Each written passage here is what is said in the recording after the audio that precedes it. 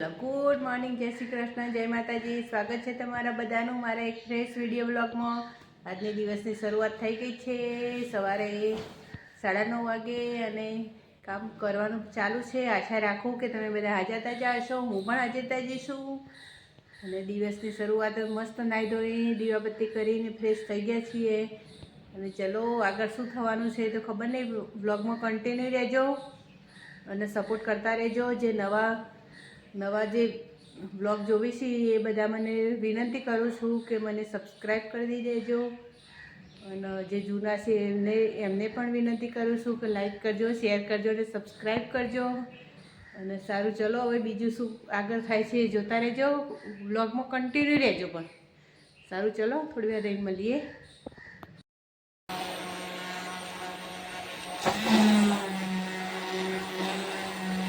આટલી બધી સાસ નીકળી અને માખણ આટલું જ નીકળ્યું. આટલું માખણ નીકળ્યું છે એક વાટકીમાં અને સાસ આટલી બધી નીકળી. અને પ્લેટફોર્મ પર તો જોવા કેવું કર્યું છે. આવું છે. જો સાસ બનાવી તે અને આખી પવાલી ભરીને સાસ નીકળી છે.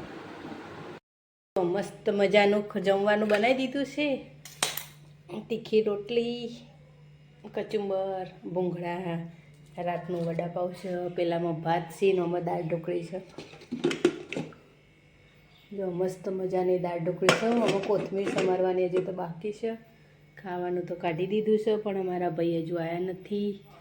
રાતનું સાહેબ શાક લાવ્યા હતા પણ મેં મૂકીને ફ્રીજમાં. ભૂંગળા અને કચુંબરમાં તો મીઠું સંચળ એટલે અને ચાટ મસાલો, મરચું અને લીંબુ એટલું નાખવાનું છે. એટલું તો નાખી દીધું છે. હવે હલાવવાનું બાકી છે. એમાં ડુંગળી છે, ટામેટું, કોબીજ, કાકડી એ બધાનું કચુંબર કર્યું છે. અને ભૂંગળા તર્યા છે. દક્ષુભાઈને અમારે ભૂંગળા વગર ખાતો નહીં એટલે ભૂંગળા તરવા પડી. આ બે વગર તો દક્ષુભાઈને ચાલે જ નહીં, કચુંબર અને ભૂંગળો. એટલે ભૂંગળા બે બનાવી દીધા છે. સારું, ચલો હવે દક્ષુભાઈની રાહ જોઈએ. ખાવાની ડીશો તૈયાર કરી દીધી છે, બધું તૈયાર કરી દીધું પણ ખાવાવાળા ભાઈ આવતા નહીં. બોલો દક્ષુભાઈ.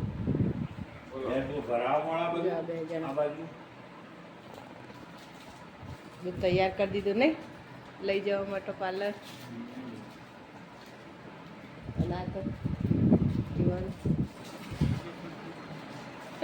દક્ષુ સાધન સામગ્રીને બધું બનાવી તૈયાર કરી. સાચી વાત.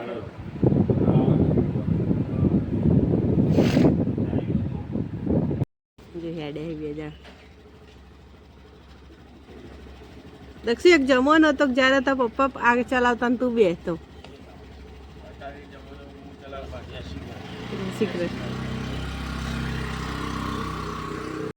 તો ગરમી બહુ છે, અતિશય ગરમી છે. આમ બરાબરનો તડકો કર્યો છે અને ઘડીકમાં વાદળા કરે છે, ઘડીકમાં તડકો કરે છે ને એવું બધું છે.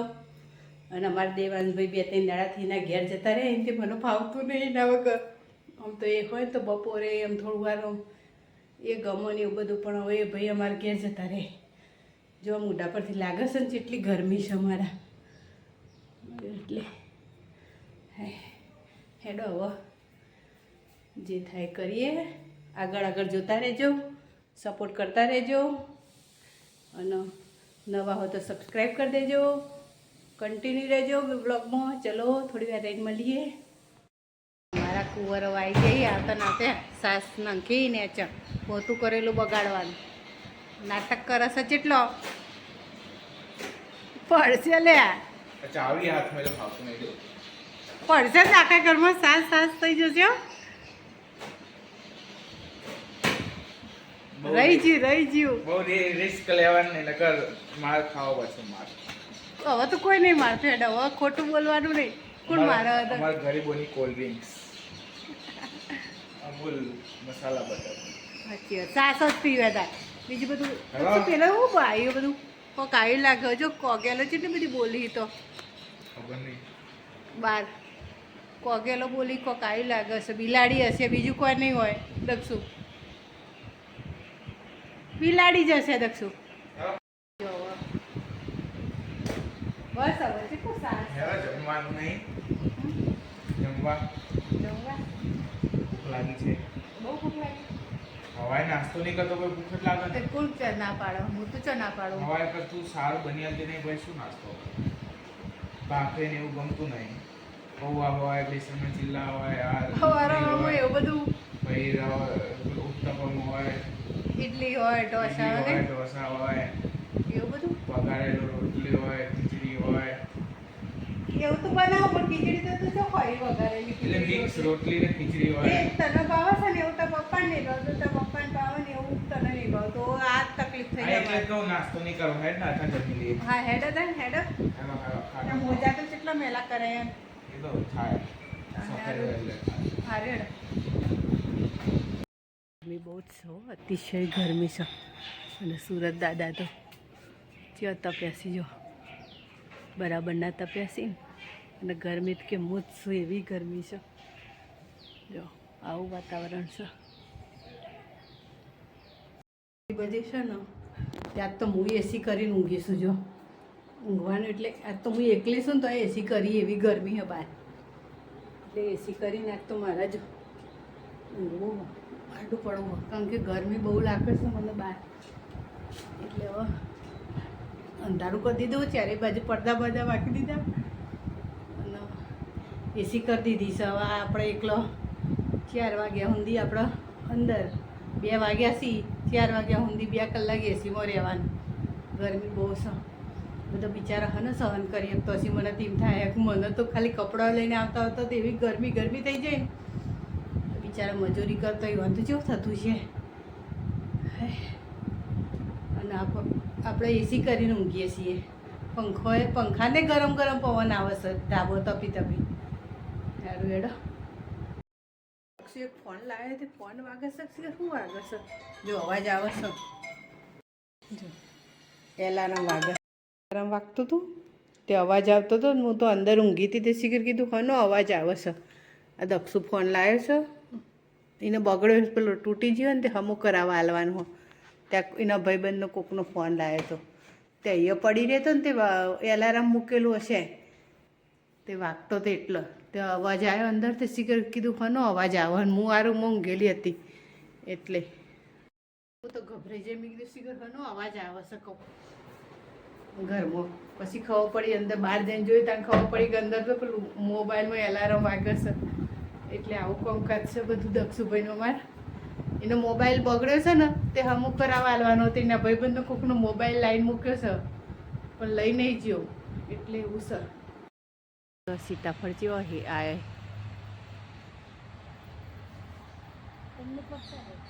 પાક્યા નહીં ને હજુ હા એ ખારું મોટું છે શું હા બીજા સી પણ જણા છે આ એક ખારું મોટું થઈ ગયું નહીં અંધારું થઈ ગયું હું બગીચામાં આવી ને બધા અંધારું થઈ ગયું ઘેર જવા માટે જો બહારનું વાતાવરણ બહાર તો અંધારું થઈ ગયું જો વાદળાને એવું કરી દીધું બધું અને વાતાવરણ આમ બહાર અંધારું લાગે ને મોબાઈલમાં અજવાળું લાગે એવું થયું છે આ બાજુ અંધારું થઈ ગયું છે જો કેવું વાતાવરણ કરી છે સૂરજ આથમી જીવન